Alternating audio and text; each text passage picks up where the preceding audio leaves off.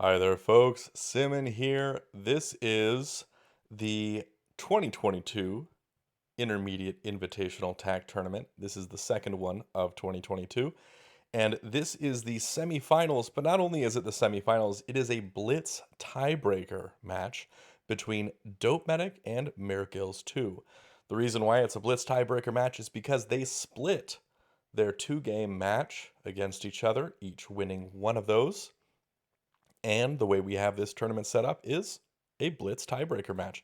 Now, what does a Blitz tiebreaker match entail, you might ask? That is a 3-minute timer with 5-second increment.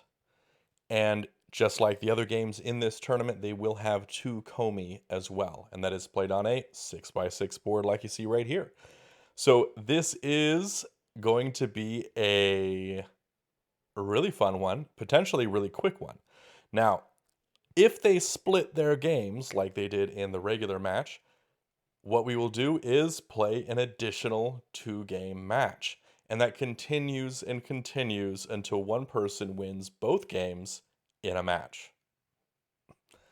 And that is all the explanation I can give to you, but one of these two players is moving on to the finals, and that's pretty exciting. They'll have their chance to go up and get first pick of the prizes. But whoever does win this Blitz tiebreaker match will go home with one of the prizes. Two prizes we have for this tournament are the Kilvin's Lamps special capstones, handmade by Bill Layton, and the Sun and Moon capstones, also handmade by Bill Layton. And I gotta say, those prizes are, man, I am jealous. I'm just gonna say I am really jealous. I want a shot at those prizes. They're awesome. They're fantastic. But anyway, enough about that. Let's jump right in to game one of this Blitz tiebreaker match. And here we are with game one, MehrGills in white and dopeMedic in black.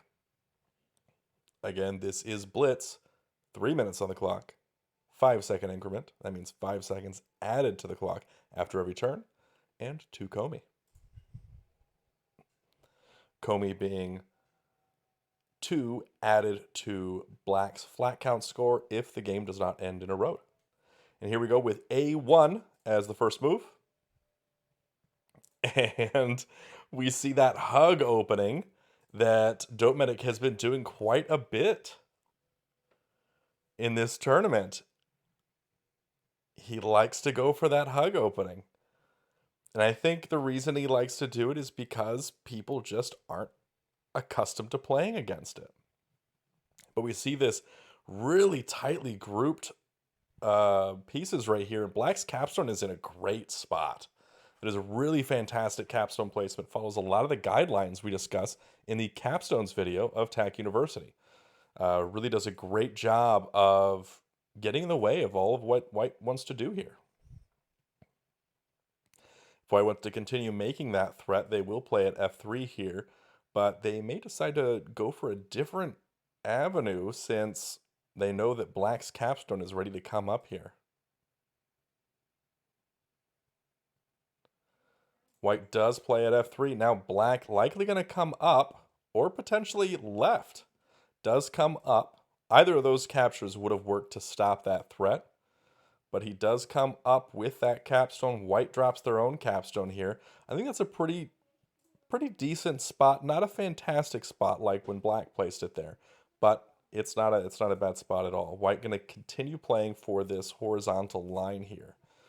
Playing over at e2 does that. Playing down at d1 would also work in that same way. White's going to want to bring that a3 down onto a2 at some point. So if I'm black, I got to be thinking about what to do in that eventuality. Will I want to drop a flat here at c1 first? But instead just goes ahead and places at b6. White comes left. Now, I find that interesting because that wasn't a tak threat that White was defending against. Black didn't have a road opportunity here. White made that capture, made that hard capstone before there was any real need to. So black can place at c2 now and continue this threat. White may decide to bring that capstone up and potentially spread upwards. I think that white capstone left was a bit of a blunder. I think they thought that there was a oh, and they completely missed black's threat here. Completely missed it. Did not see that renewed it. I think it was just a case of capstone blindness. That happens to the best of us. It also happens to me. Capstone blindness can really make you miss those roads, especially just the easy ones like that. Just doesn't feel like they're there. Also, blitz time controls. I mean, we see Mehr really trying to do his best to play quickly. He played just about 5 seconds per turn on average because he was just about at that 3-minute mark still. dopeMedic down at 2:23. It took a little bit more time. Whew, so that's it for game one. Game one goes to dopeMedic in black. Now, next game, game two, will be dopeMedic in white, MehrGills in black. If dopeMedic wins, he will go on to the finals. If he does not, we will be seeing a second game. So this is game two of this Blitz tiebreaker. F6 played. A1 played opposite corners now.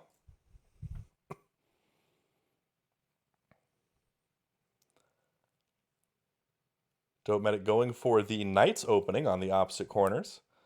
We'll be seeing that c3 placement. Going to be playing along here. It's sort of like a mirrored opening almost.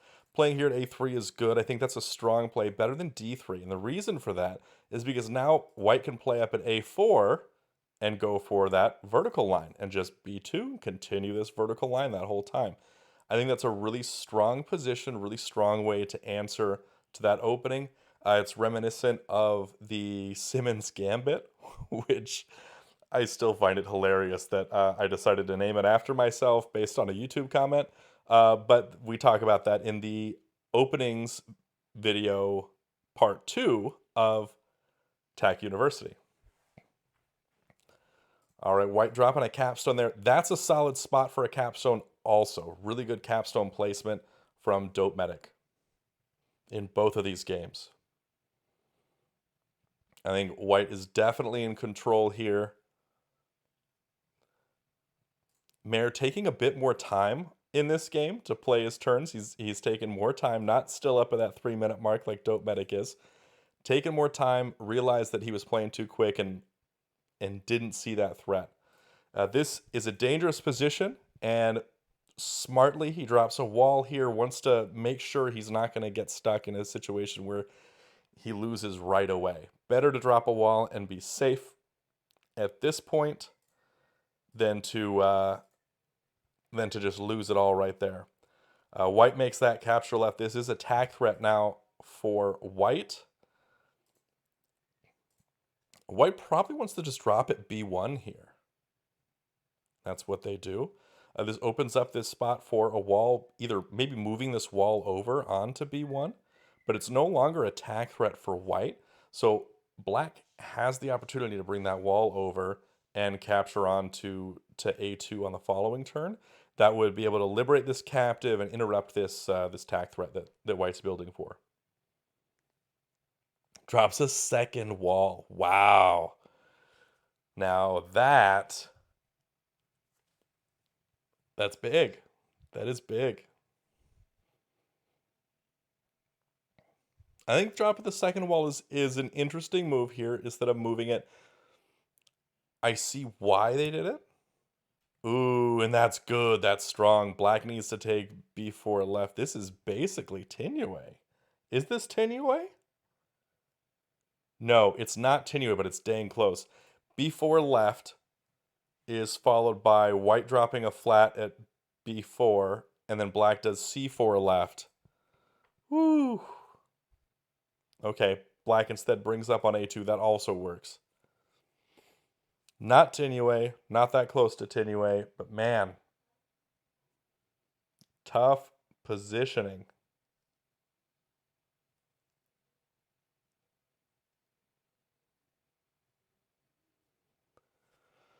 All right, white drops at a6, just fortifying this position.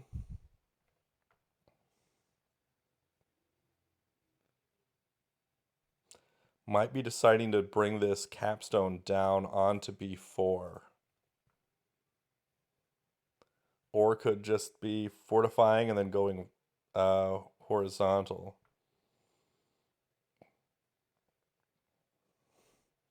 I don't think he's going to go horizontal. Yep, he brought that capstone down.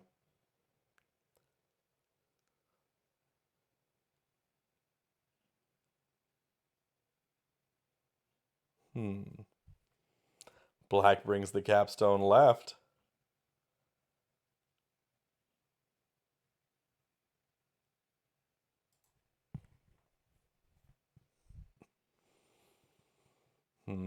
I feel like white might have this sort of ruined for him.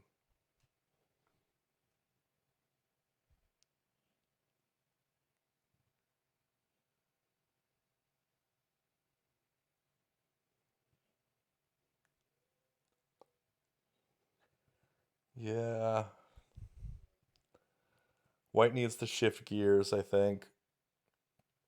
Committing to this is going to be a problem. Black needs to bring this up, though, right now. Probably capturing up here is the way to do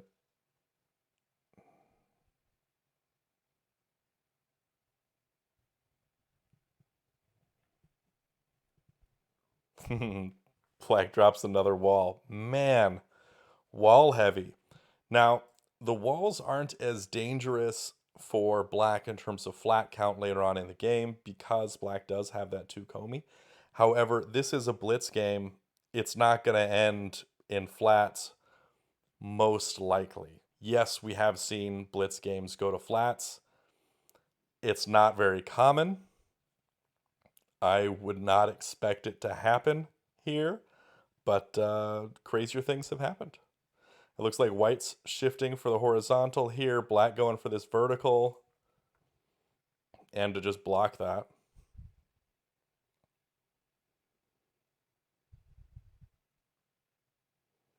Both players down around a minute and a half on the clock. White makes the threat, black probably bringing b4 left. That's why he placed that wall there in the first place. Does go for it.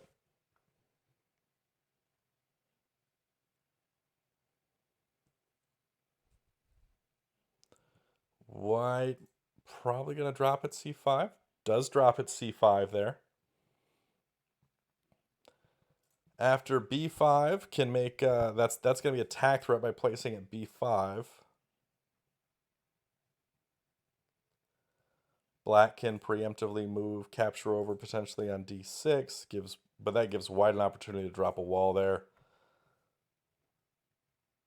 Black doesn't want that to happen. Black drops at b5 instead. Smart play, keeps white from doing it. White could come down with b6 and make the threat. If white comes down with b6 to make the threat, if he relies on a5, white smashes that wall. Black can still come right onto d6 to interrupt that, but yeah, I'd say that black probably wins this area if white came down with b6. Doesn't do that, drops at b4 instead.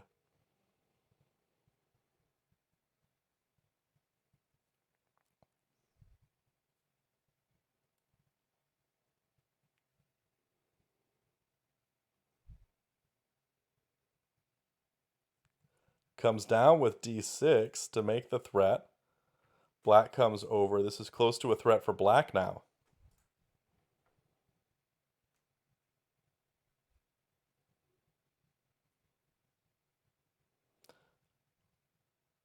White plays at b5, ready to capture right and renew that threat. Black drops yet another wall. Really doesn't want white's capstone to get out of there, I think.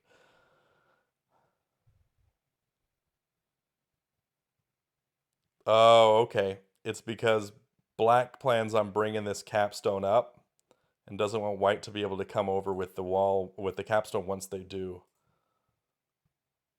Potentially.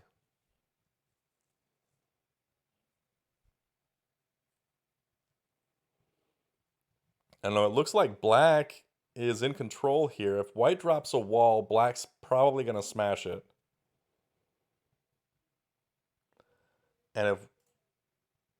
But he'll wait until the wall is on c5. Ooh, white goes for the smash. Not attack threat for white currently.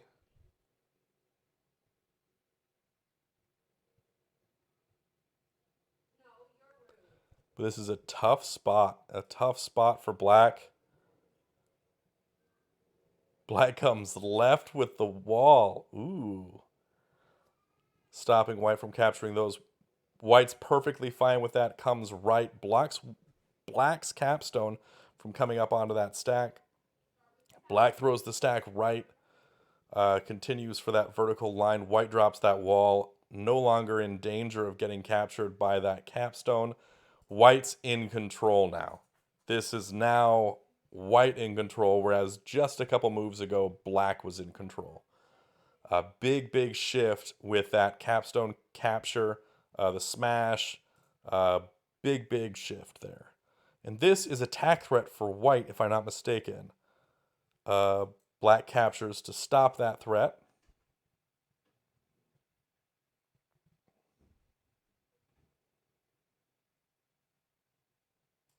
What's white's play here? Does come over. Doesn't leave a lot here, interestingly. This is going to be really strong for white unless black does something big here. All right, white dropping flats. Wants to get this area secured.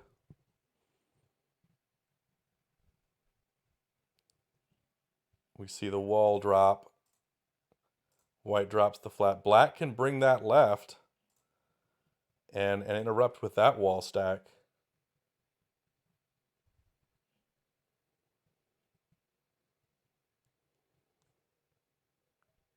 But, I mean, look at the time on these guys. Both of them down to about 10, 25 seconds on the clock.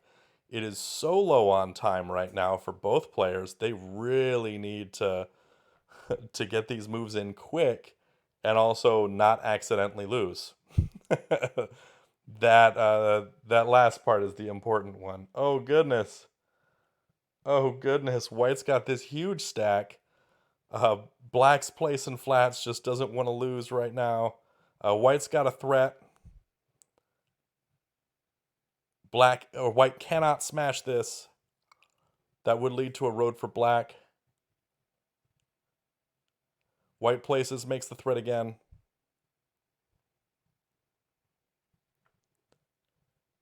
Black comes over with the wall. White gonna keep placing these. Trying to go for this horizontal threat. Black's got that lined up.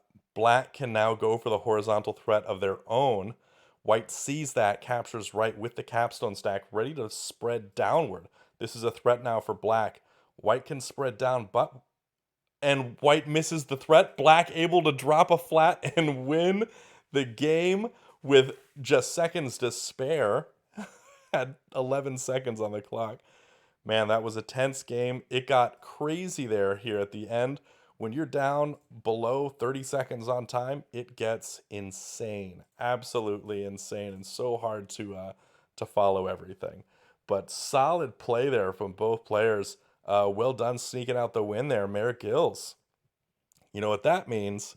That means they've split their games, and we are going to see a second tiebreaker match. And so we'll see a game 3 coming right up to see if we can round this out. All right, here we go with game 3. A1 and F1 going adjacent corners this time. dopeMedic in white, MehrGills in black. dopeMedic going for that Knights opening, playing the F3. Going for the capstone play there. This is a very strong position for a capstone.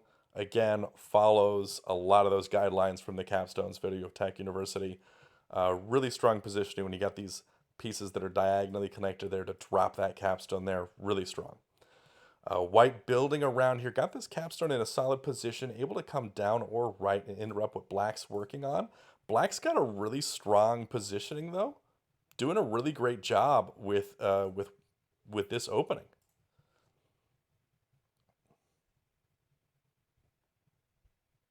Ooh, that's risky, dropping a flat there. I think it'll work out though. I think that flat was probably a strong play. We might see an A3 next. Yeah, we do. Will we see a B3 from Black? No, a wall at B3. That's strong. Smart dropping that wall. Playing these walls a lot as Black in Blitz, I think, is a really strong strategy because you know you've got to worry about time. You do have Comey on your side. You don't want to worry. You don't want to lose quickly to some threat that you didn't see. Black comes left with that wall to stop this horizontal tag threat. White plays at D4 to make the vertical connection. I think I would have liked C4 better than D4. I liked C4 because Black's capstone couldn't ruin it that way. But White is doing a great job right now. Very much in control of this game. White setting up for the threat. This is now a road threat, playing here at B5 or capturing right on to C6. This is where MehrGills needs to use that 15 seconds he's built up with that increment to think about this move and make the right one. Comes down with C6. White drops at C6.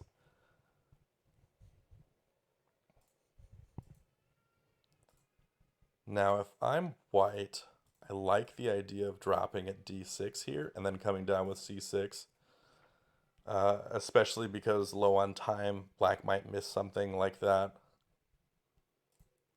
White drops the wall, really strong position for that wall. Black drops a wall. White's got a attack threat here. Black can come right. That's the wrong move to make. White can now drop at C4 and continue that threat. Black's going to have to bring C5 down.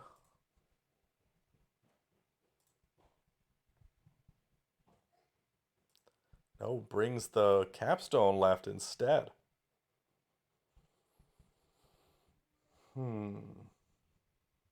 That's a good play. White fills in at E3. Getting lots of flats on the board here. White is really focusing on that. 12 flats for White. 13 for Black, counting Comey. So 11 with no Comey. 13 with Comey. White continuing to play. Potentially going for a vertical on this side.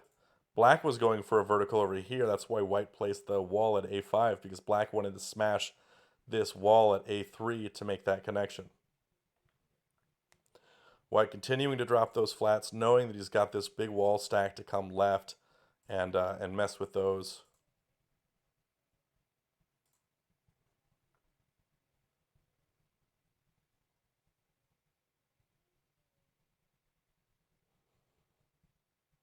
No threats currently.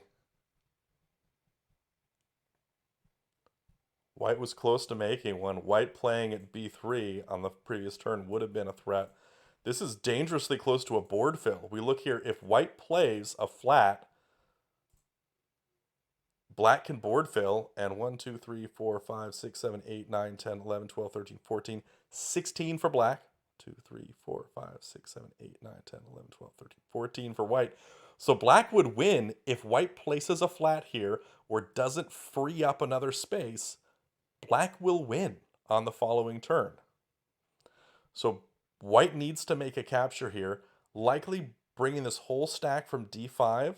So 4 D5 left 1, 3. I think that would be the move to make here. So 45 left 1, 3 is what White needs to make. That also works, but gives black the opportunity to smash that stack. No, it doesn't, because that would lead to a road for white. Because if black comes up, smashes this, no, that would work. Black wouldn't lose, because this would be empty. Smash, no connection. Yeah, it would work. Black dropping a flat really wants to go for that board fill, it looks like. But 1, 2, 3, 4 goes for that spread. Now I think white might be tied or... Ooh, but now black's going for the positive flat on differential moves. White can place here at c5 or at d4 for a threat. But it gives black the opportunity to make a +3 flat count differential move. Because this is so close to a board fill, those flat count differential moves, or FCD, are incredibly powerful. I think I might have done d4 instead, so I could bring this left and make the threat.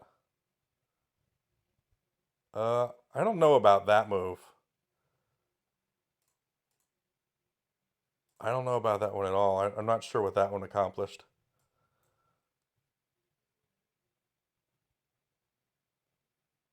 $15 for white.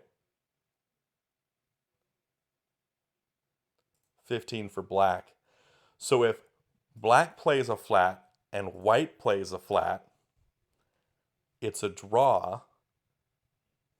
Oh, so he's offering the draw. Black is offering the draw.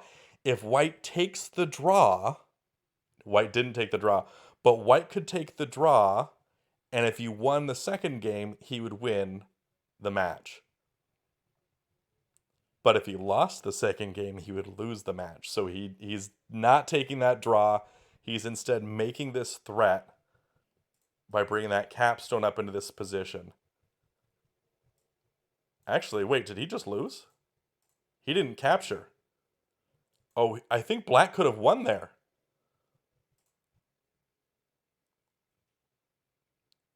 Hold up. I think black could have won. I need to look at this real quick. That's a road for white. White did win with a road. Hold on a second. So comes up with the capstone. 1, 2, 3, 4, 5, 6, 7, 8, 9, 10, 11, 12, 13, 14, 16 for black. 3, 4, 5, 6, 7, 8, 9, 10, 11, 12, 13, 14, 15. 15 for white. Oh, goodness. Black could have won just by placing at d2. Oh, he lost it. He lost it. Oh, that's got to be brutal. That's got to be painful. Oh, poor MehrGills. If he watches, yeah, he's going to watch this back and he's going to be hurting once he realized he had this one won. All he had to do was just place a flat. Oh, man. But congratulations to dopeMedic for winning game 3 of this Blitz tiebreaker match for this semifinals. We'll be going to game 4 coming up soon. And we'll see if dopeMedic wins as black. If he does, he goes on to the finals. If MehrGills wins as white, then they play another 2 games to see who comes out on top. All right, here we go with game 4 of this Blitz tiebreaker match between MehrGills and dopeMedic. Again, dopeMedic did win game 3, so if he wins game 4, he does go on to the finals. If MehrGills does win this game, they play another 2 Blitz games. Last game, we did see MehrGills miss a win, and then dopeMedic immediately won on the following turn, which is just hard. It's hard when that happens. We see the first moves out, adjacent corners, and MehrGills going for that knight's opening. I think we'll see white play at f3, especially if he goes for the same method that dopeMedic was going for. does go for f3. Black plays at f2. Going to continue playing along this line, going for those sort of mirrored parallel lines. Black, no, dropping that capstone with authority, saying, no, I don't want to just mirror your plays. I want to go for my own. White dropping the capstone right below it. Black able to go around that capstone potentially, go for that threat. This is attack threat. White immediately cuts it off with that capstone. That's why that capstone was there in the first place. We see White now working on this vertical threat. I think that's where you want to be if you're White. White comes over, makes that capture, cuts off Black from going for anything else in that direction. White probably going to play up here at e5, or potentially, no, goes all the way up to f6, interestingly enough. Black comes over. Is White going to play at f5 now? No, going to play at f4. Okay, I think I see what White's trying to do. White's trying to build up in this situation where now they've got attack threat. Black now comes over. White's probably going to... Oh, this is a threat for Black. Black's got a threat now. White drops the wall. Black can continue and play here at c4 or at c2, make the threat. Sorry, c3 or c2. White comes up with the wall. Black obviously can't smash. White comes over. Looks like Black's going to be going for a vertical line. White's going to go for the horizontal.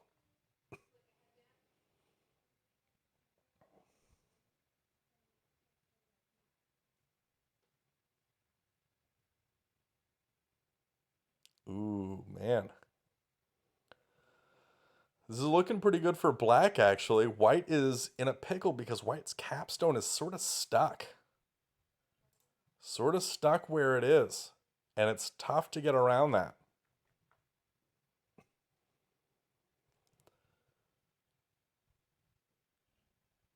No threat right now for Black. White wants to play here at c5 or a wall at c5. Capture that, that stack on d5. Wall there looks really good to me. No, instead captures over onto d6. That's an interesting play.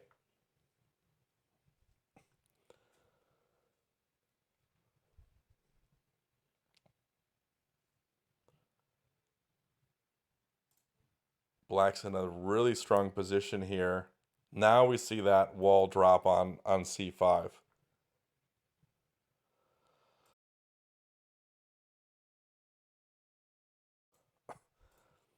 Black now playing over. I think this is more of a safety play to cut off what White's going for. Black fills in here, ready to make that threat. That threat was made. White cut it off with that wall stack.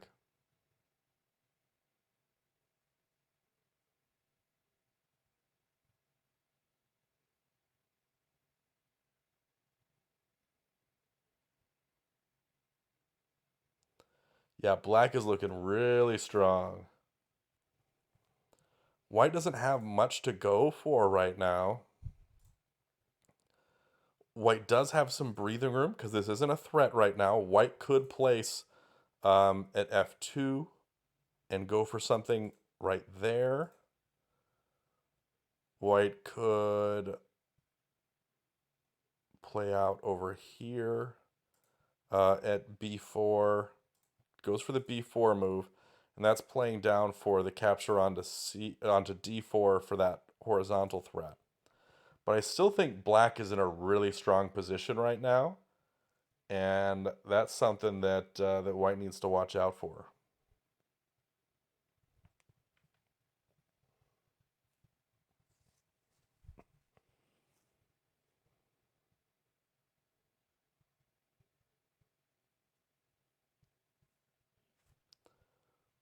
Black plays at a4 to block that. White probably going to be playing... Oh, not playing at b5, instead playing at a5. I don't know why not b5. b5 just seemed a lot better to me. But White comes down onto b5, captures, makes the threat. Black's going to have to stop that threat. comes right onto b4. Will white bring to b5 minus? That will invite a wall to be played next to it and a recapture.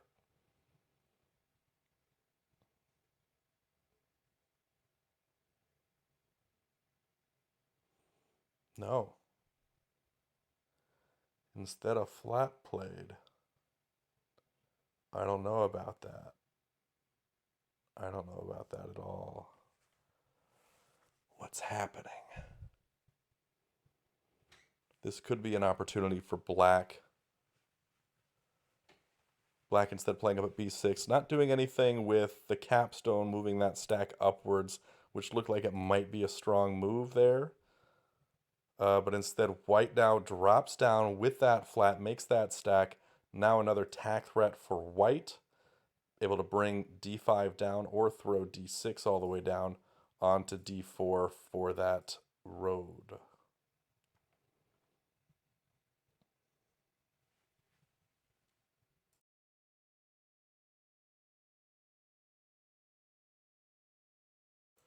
All right, black comes over, stops the threat, also puts himself in a really interesting position. No hope of smashing this to go for a road, because that would lead to white making a road. Black dropping a wall ready to come down onto b4 after white drops their own wall to capture onto e4. Will we see now the wall come down? That's why it was dropped. Yep.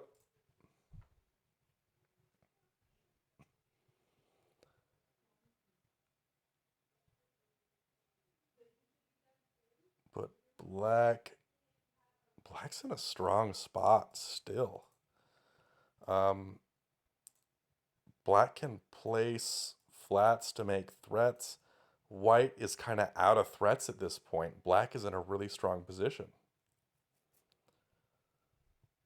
Okay, white throws up. Black makes a tack threat. Can spread right or down. Either direction will be a road for black, so white's going to have to cut that off. Capturing right with the flat would work. Capturing left with the wall would just open up black to just place there.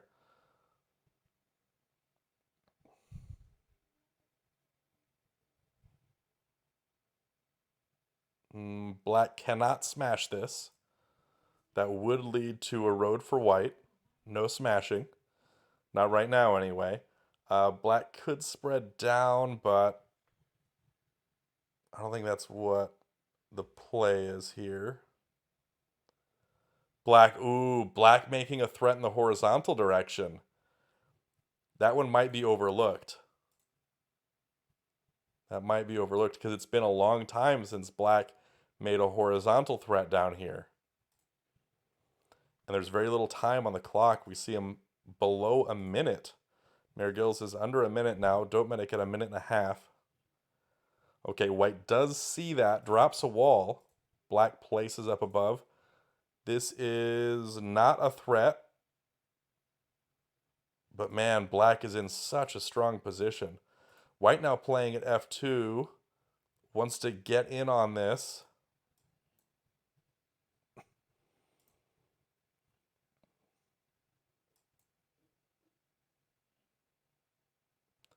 So black is at 13 flats currently. White is at 12. So black is ahead on flat count.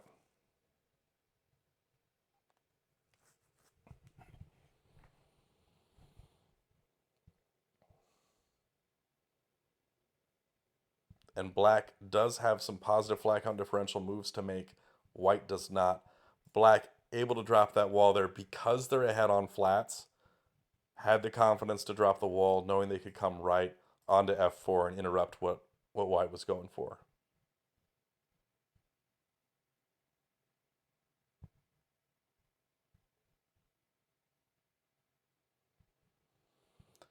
White drops here, and I think that white playing here is for a couple reasons. For flat count, but also to keep black from smashing onto c3. Black, before that, black could have smashed on c3 and basically had Tinue. But no longer the case. Black working on another threat. Wants to place an A3 next. So if White's down to 10 seconds on the clock. White comes down. Black make an attack threat here. Spreading down with this wall stack would be a road. White sees it, drops a wall.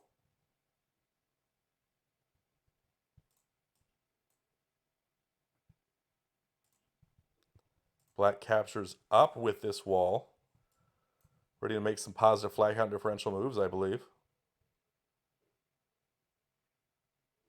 So 12 for White right now. More for Black. That's all I got to say right now. More for Black. It's really close. It's really close. Currently no threat for either player.